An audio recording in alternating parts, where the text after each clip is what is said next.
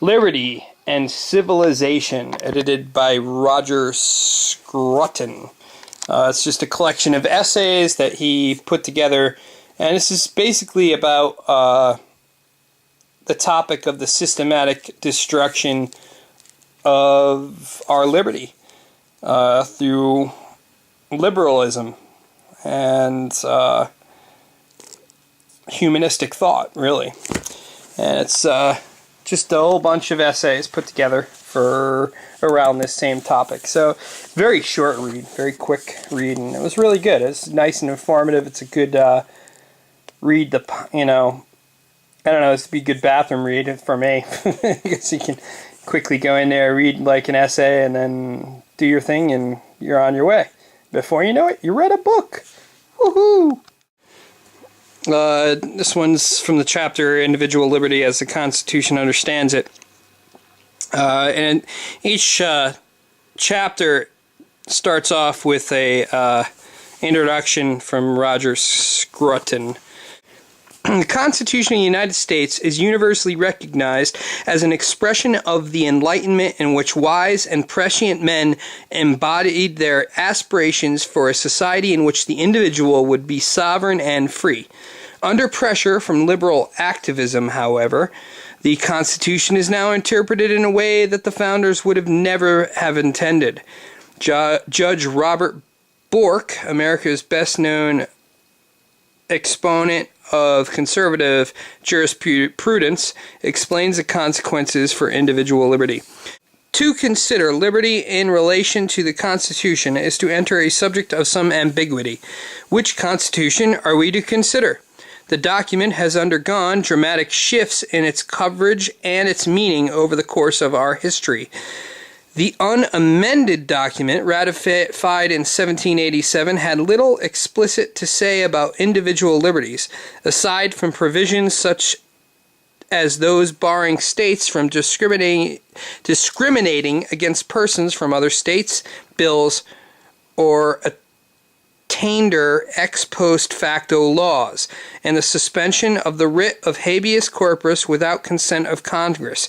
Individual liberty was to be protected by the structure of the federal government.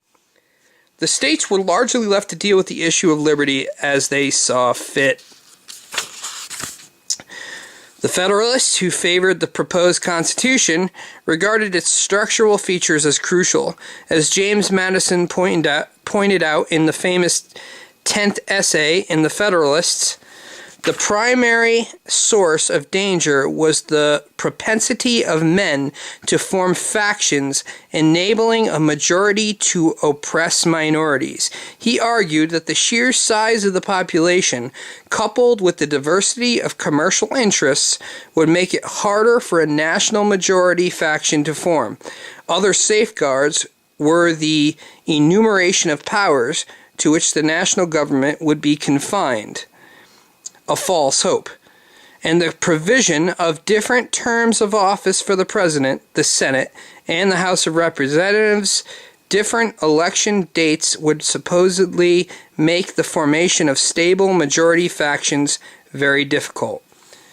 The Anti-Federalists were, or said they were, dissatisfied with these protections. They demanded a Bill of Rights as well. Some of them apparently were less interested in a bill for its own sake than in citing its absence as a reason to reject the Constitution.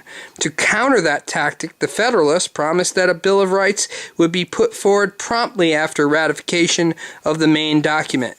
The Anti-Federalists expressed fear that the amended Constitution would allow the rise of an aristocracy.